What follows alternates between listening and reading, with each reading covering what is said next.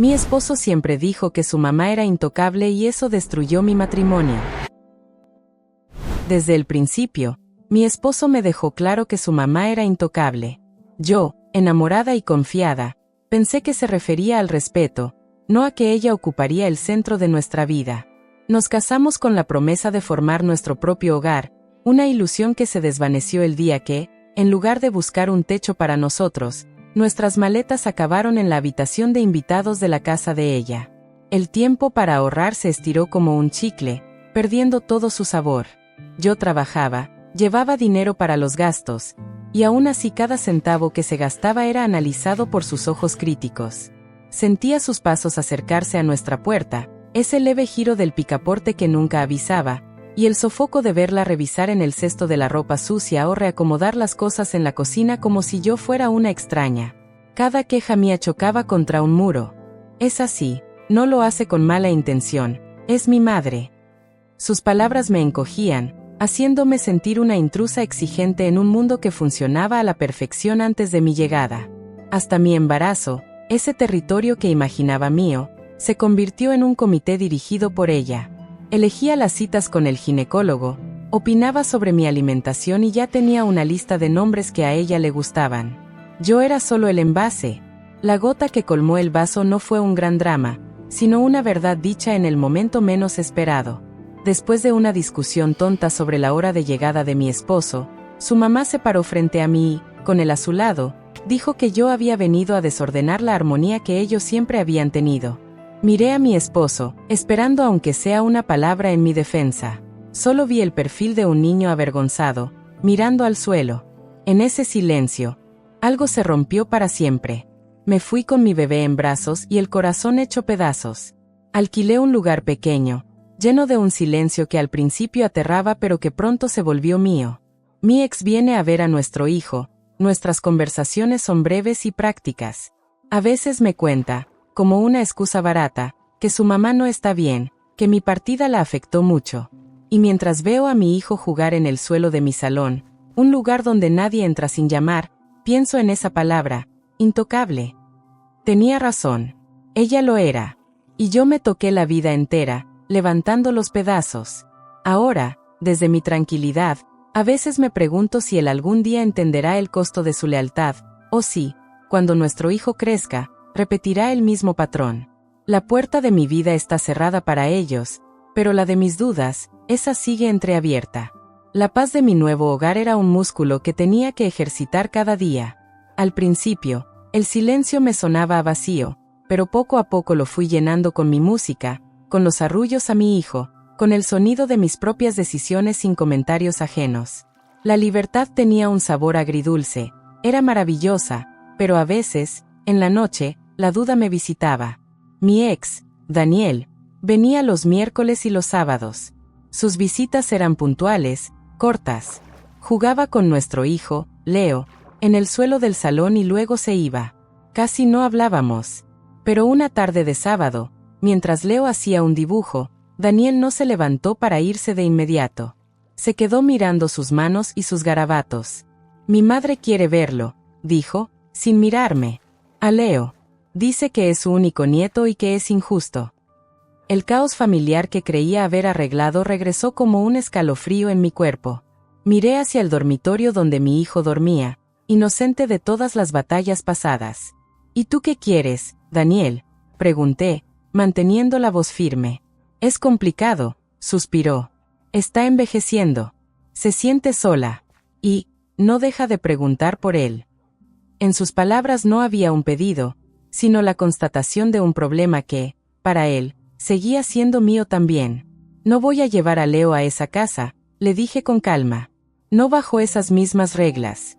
Si ella quiere verlo, puede ser aquí, o en un parque, conmigo presente. Era mi línea, trazada en el cemento fresco de mi nueva vida. Daniel me miró entonces, y por primera vez vi algo más que resignación o reproche en sus ojos. Vi un conflicto genuino. Ella no va a aceptar esas condiciones. Dice que no puede creer que tenga que pedir permiso para ver a su propia sangre. Ahí estaba, otra vez, el sonido del mismo problema. Su mamá, sus reglas. Yo ya no tenía que acceder, pero una nueva pregunta comenzó a formarse en mi mente. ¿Y Leo? ¿Qué pasaría cuando él creciera y quisiera, por su cuenta, conocer a su abuela? ¿O cuando Daniel, en sus días de visita, decidiera por su cuenta llevarlo a verla? Yo podía controlar mi espacio, pero no podía controlar todas las decisiones de la vida de mi hijo. Daniel se fue sin una respuesta clara. Esa noche, mientras mecía a Leo, me pregunté si al alejarme solo había creado un nuevo tipo de problema, más silencioso pero igual de complejo. Había ganado mi independencia, pero la sombra de aquella mujer intocable aún se proyectaba sobre el futuro de mi hijo. Y yo tenía que decidir cómo manejaría eso, sin volver a ceder, pero también sin convertirme en otro muro intocable. La batalla por mi paz había terminado, pero ahora, sin quererlo, parecía que comenzaba una nueva, la batalla por la historia que Leo iba a vivir. Y esta vez, las reglas tendría que escribirlas yo, sin un manual que me guiara.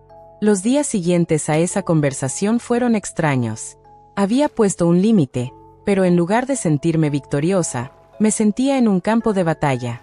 Cada vez que sonaba el teléfono, pensaba que sería Daniel, con un aviso de su madre o, peor aún, con una queja pasivo-agresiva que yo tendría que gestionar. La tensión se rompió de la forma más inesperada. Fue un jueves por la tarde. Daniel no solía venir ese día, pero llamó a la puerta. Al abrir, lo vi distinto. No llevaba la chaqueta que siempre usaba, y tenía una expresión que no lograba descifrar. «Vengo solo», dijo, casi como si yo fuera a cerrarle la puerta. «Necesito hablar». Lo dejé pasar, con la mirada alerta. Se sentó en el sofá, en el mismo lugar de siempre, pero su postura no era la de un visitante incómodo. Parecía agotado. «Tuve una discusión con mi madre», comenzó, mirando al frente, hacia la ventana por donde entraba el sol de la tarde. «La más grande que hemos tenido quizás en toda la vida». No dije nada. Le serví un vaso de agua y me senté frente a él, esperando. Mi silencio pareció darle permiso para seguir. Le dije que quería llevarte y a Leo a almorzar el domingo. A un restaurante. Las 3, las 4 personas. La corrección fue significativa. Ya no éramos ellos dos y los demás. Ella, bueno, reaccionó como imaginarás. Dijo que era una falta de respeto que yo negociara contigo, que su casa estaba abierta pero no iba a someterse a tus condiciones. Respiró hondo. Y entonces le pregunté algo que nunca me había atrevido a preguntar. ¿Qué pasó cuando papá murió? ¿Por qué nunca me dejó llorarlo a mi manera? ¿Por qué tuvo que convertirse en mi única razón de ser? El aire en mi pequeño apartamento pareció cargarse con el peso de esa pregunta. Yo misma había olvidado, en medio de mis resentimientos, que ese hombre también había perdido a su padre de joven, que su madre había quedado viuda años atrás. Se quedó pálida, continuó Daniel, su voz más baja, y entonces me dijo algo que lo cambió todo. Me dijo, «Porque si tú también te ibas, yo me moría». No lo dijo con lástima, lo dijo con rabia, con miedo.